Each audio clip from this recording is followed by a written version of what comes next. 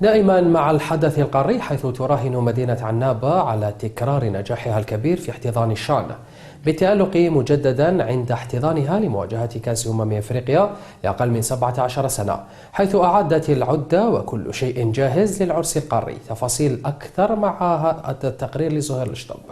عنابة جاهزة برجالها وجاهزة بعتادها وجاهزة يعني بمرافقها، والحمد لله دائما الشعب العنابي وخاصة المناصرين راهم مضيافين ورايحين يضربوا لنا احسن مثال كما ضربناه في كأس افريقيا للأمم. ان شاء الله راح يكون ان شاء الله احسن جمهور واحسن ملعب واحسن تنظيم ان شاء الله.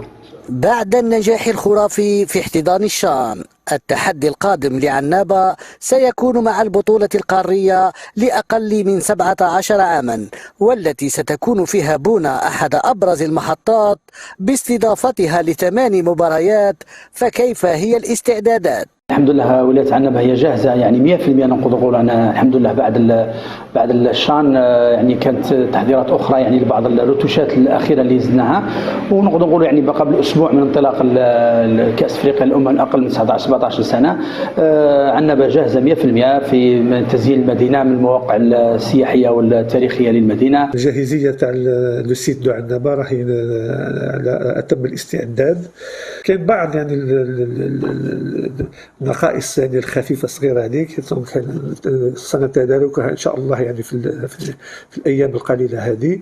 ملعب 19 ماي يتوشح باجمل الالوان والتجهيزات، سيكون مسرحا للاحداث. فما هي اخر الترتيبات؟ الملعب قلت انه جاهز 100%. زدنا بعض الرتوشات، صلحنا يعني اللوح الخاص بالاعلانات الطابلو تاع البيسيتي، كذلك يعني الارضيه الحمد لله الصيانه تاعها راها دوريه يعني راها مستعده 100%.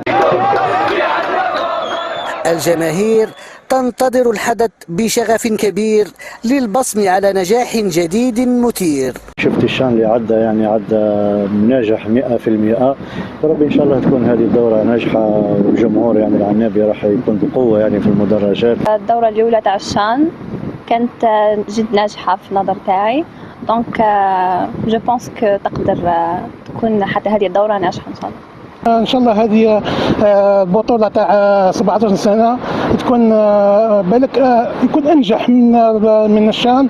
النجاح التنظيمي والجماهيري في عنابة أضحى من التقاليد، خصوصا في مثل هكذا مواعيد، والعرس القاري الجديد سيكون من دون شك موعدا للتأكيد.